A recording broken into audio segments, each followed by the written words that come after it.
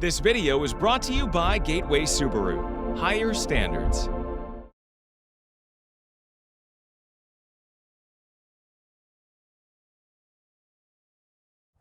Outdoors Delmarva covers everything outdoors, including real hunting and fishing situations involving wildlife. We do our best each and every week to keep it tasteful, but discretion is advised. Now, enjoy the show. This is Outdoors Delmarva, presented by Gateway Subaru. Higher standards. This week on the show, it's one of the most popular and certainly most effective ways to fill those doe and quality buck tags here in the state of Delaware. It's the November shotgun season. We'll check in with plenty of our fellow sportsmen to see what they've been dragging in. Plus, we'll head out to the field for some adventures of our own and make some new memories.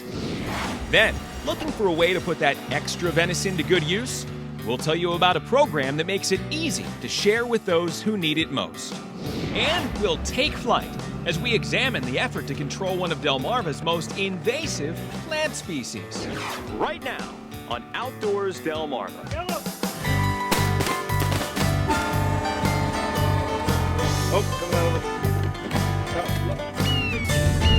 No, I'm not nervous. I'm just excited. This is a beautiful experience working with these birds. This is Outdoors Delmarva, presented by Gateway Subaru.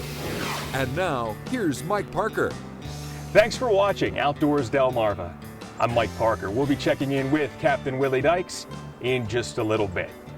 Well, as we bring you the show this week, we are wrapping up what is one of the most special times of the year here in the state of Delaware, talking about the November shotgun season. It gives sportsmen across the state the chance to get out and try to fill those doe and quality buck tags using one of the most effective and, of course, most popular forms of firearm, the shotgun. And even though the state of Delaware will achieve 50% of its annual deer harvest in these past 8 days, it doesn't mean it's easy. In years past here on the show, we've always hunted the opening morning of the Delaware shotgun season alongside friends, and then broke off to go take in some success stories at a local butcher shop or two. But this time around, our season began about a week early. The first Saturday of November marks Delaware's youth shotgun hunt for deer, and we joined father and son Eric and Nathan Reed on a property on the edge of Redden State Forest. Now, the Reeds have set this area up for success, and pictures shared from the recent muzzleloader season prove that an expanding food plot has now come to produce. We went out and I slept half the time, and then we were getting down and my dad saw a deer and I grabbed the gun and I shot it. There was another doe that came in and my dad was like, "Do you want to shoot that one?" And I said yes. Though as the hours pass by on this morning, almost too quickly to believe, the deer just aren't moving. And while we won't be walking away with any venison, the morning is still a success. It means a lot to me. I think it's a great opportunity for kids to get in the outdoors and enjoy it and see what it's all about. And when you can take a kid hunting and sit in freezing cold temperatures and come out smiling, I just don't think it's any better than that. By now, the shotgun season has officially opened for everybody, and as we fast forward to the first Monday, this is video taken by our friend Joey Melvin from Milford, who got a great look at a Spiky walking right beneath his stand.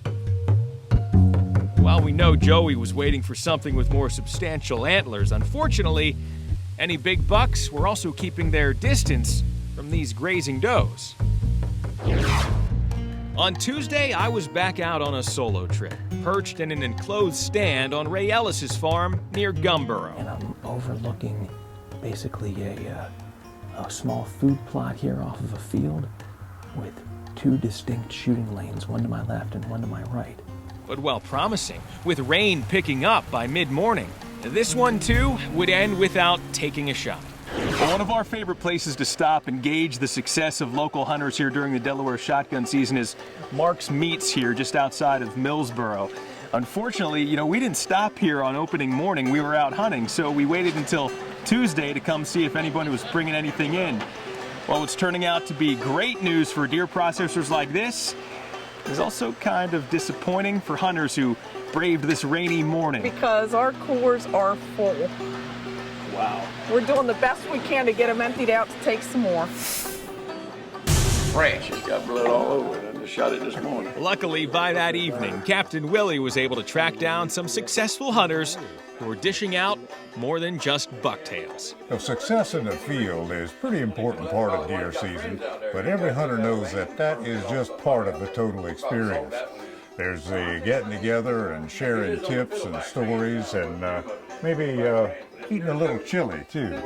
You killed yours with a muzzleloader, right? Yeah, I always hunt with a muzzleloader. The last 3 or 4 years, the muzzleloaders are so accurate now that I generally just hunt with a muzzleloader. And they kill real well, have a lot of killing power to them, and I just like the muzzleloader over the single barrel shotgun that most people are using. I see. I really like the muzzleloader. How about you? Do you have I killed mine with a shotgun. Okay. I hunt in a real thick area, and I don't have a very long shot where I hunt, so the 12 gauge is my weapon of choice. Inspired by the stories going around Sussex County, I was down to one last try on Wednesday when I returned to the blind that I'd hunted in with the Reed boys back on Youth Day. And though a rustle in the woods around 7:30 was enough to send dreams of trophy antlers soaring through my brain, the best I was able to scrounge up were the 2 little buttons on this dandy little buck. Maybe next year. Coming up next on Outdoors Delmarva, we might not have soared to new heights during the shotgun season, but we will get our feet off the ground. Check out the effort to control an invasive plant species. But first, did you know? Even the biggest of bucks started out as button bucks or spikies. Learn more about these beginning stages of antler growth when we come back. You're watching Outdoors Delmarva, presented by Gateway Subaru. Higher standards. Sponsored by Ocean City Tourism, Shorts Marine, Shooter's Choice, Sean Mann Outdoors, and Wink Sporting Goods. Outdoors Delmarva will be right back. Get outdoors, Delmarva.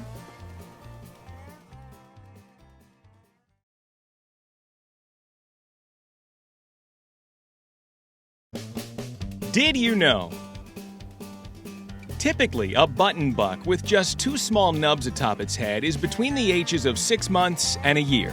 Though depending on genetics, some yearlings will develop full-fledged spikes. Either way, while antler growth can lend clues to a deer's age, the only way to truly age a buck is by checking its tooth development.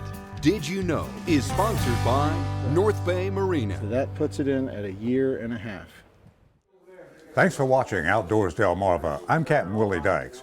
We're still here at Ray Ellis's place in Gumboro, but we're going to switch from deer hunting to waterfowling concerns. There's an alien species that's taking over the marshes here on Delmarva, and we're going to fight it from the air.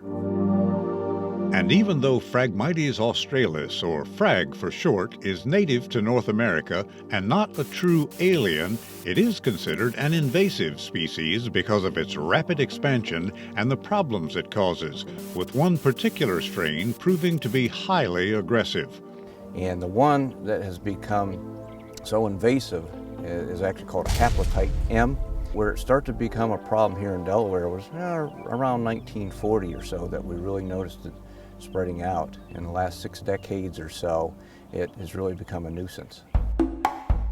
Our story begins one early fall morning at a makeshift base camp on a farm just outside Milton, Delaware.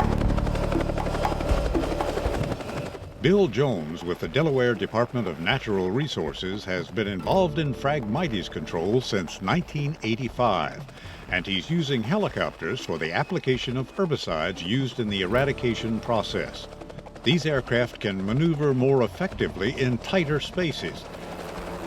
Check out this operation off the Assawoman Bay we caught a few weeks prior from Chopper 16. And this form of spraying also means minimal damage to forms of plant species that are beneficial to the area marshlands and their native habitat. To ensure even greater accuracy, a map is downloaded from a computer to a memory stick that is in turn downloaded to the pilot's GPS system. What will happen is when he turns his spray boom on, these yellow lines depict where the herbicide is being applied. We can document for the landowner and our wildlife area managers where we sprayed the Phragmites for that year, and the pilot can keep track of actually what he sprayed so he doesn't get lost. You can imagine flying over these hundreds of acres of marsh, how difficult it can be to figure out where you've been, where you sprayed and where you haven't. And Chopper Chuck went up in this Bell 47 with pilot Jeff Corman to check out the process firsthand. Frag has the dark heads. That's Frag right there. And you can see the dead stem sticking up. That's where they sprayed last year. So you guys can get really, really accurate. Yes. The haplotype M strain is also considered a particular threat to waterfowl species. And keep in mind, this plant gets anywhere from 8 to 14 feet high here in Delaware. So when this takes over, it just gets so dense that, say for waterfowl concerns, it's actually too dense for them to nest. The seeds are very small, so they don't serve as much food for them as compared with, say, millets, smartweeds, bulrushes, that type of thing. It's kind of the same situation with water birds like herons and egrets. It gets so dense that it removes their feeding areas from the surface plane of the marsh. And the next time you see these birds going low and slow over Delaware, remember they're clearing the way for the types of birds that make Delmarva such prime waterfowling territory. Coming up next on Outdoors Delmarva, deer season success can be gauged by the harvest and by how many people you help. We'll tell you about a special program aimed at sharing the venison when we come back. Outdoors Delmarva will be right back.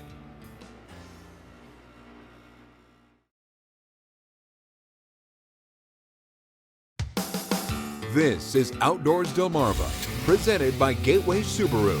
Higher standards. Coming up on the next episode of Outdoors Delmarva. Real loud. Do it real loud. Do it again. Good girl.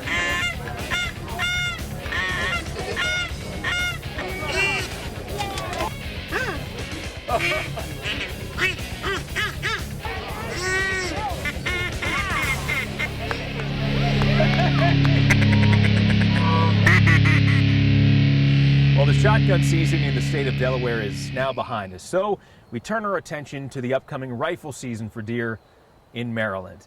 And while we're sure that all the sportsmen and women out there will bag that trophy buck and maybe a couple of doe to put in the freezer, well, success can be measured by how many deer you harvest.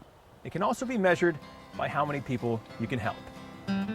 And with the holidays right around the corner, you can participate in the 2012-2013 Wicomico County Deer Donation Challenge. It's from farmers and hunters helping the hungry. Now here's what you do. Drop off any legally harvested deer, and it can be either a buck or a doe, at any one of the 3 participating FHFH processors in Wicomico County. So right now, take a special look at the bottom of our screen. Not only are you helping to feed families in need here in our area, but you'll also be automatically eligible to win one of a number of really great prizes just in time for the holidays. Well, we're talking about some choices ranging from a Matthews bow, a commemorative Henry rifle, a Scentlock suit, a buck knife, a ground blind, just to name a few. And all of this while supporting organizations like Halo Outreach Ministries this holiday season. And we think our buddy Chip Todd with Off the Neck Butcher Shop in Mardella Springs sums it up best. We had 210 deer donated last year in Wicomico County. We're hoping to get at least 300 this year. We'd love to see more. You can donate a deer at any of the 3 local processors, which is Off the Neck Butcher Shop, Wright Brothers Butcher Shop, or Jim's Custom Cutting. It's for people in need. We give them protein at no cost to them. We pay the butchering, the processing bill, and then we donate the meat. The majority of our product goes to Halo, Hope and Life Outreach, and Celeste Savage. All we need is people to harvest the deer and donate them, and hopefully you'll win. Now you've basically got until the end of hunting season or January 31st of 2013 to drop off your harvest at one of the participating processors. So get outdoors, Delmarva, and make a difference in someone else's life. Coming up next on Outdoors Delmarva, just because the crowds have left for the summer here in Ocean City, Maryland, doesn't mean there's still not plenty to do in the fall. In fact, Donna, you guys have a special name for it. Yes, we call it the second season, and it's happening right now. We'll tell you about some affordable family events next.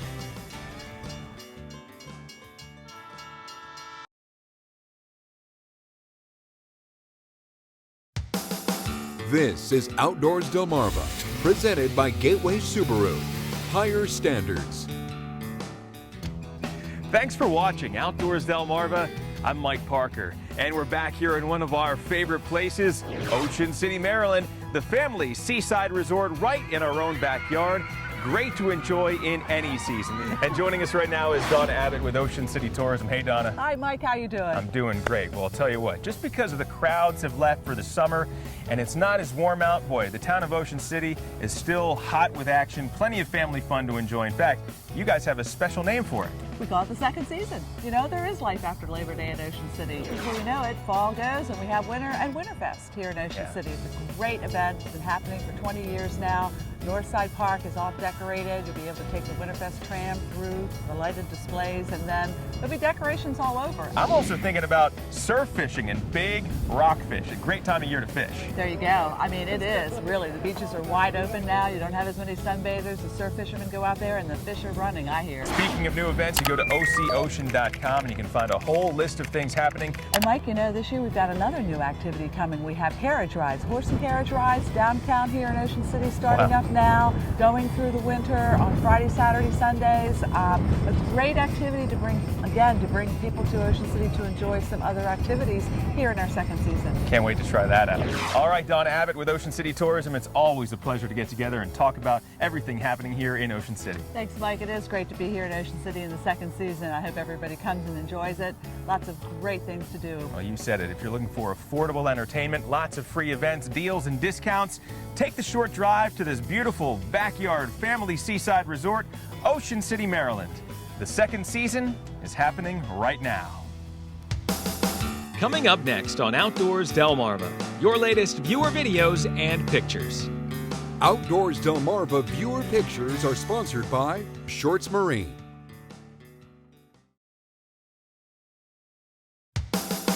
This is Outdoors Delmarva, presented by Gateway Subaru. Higher standards.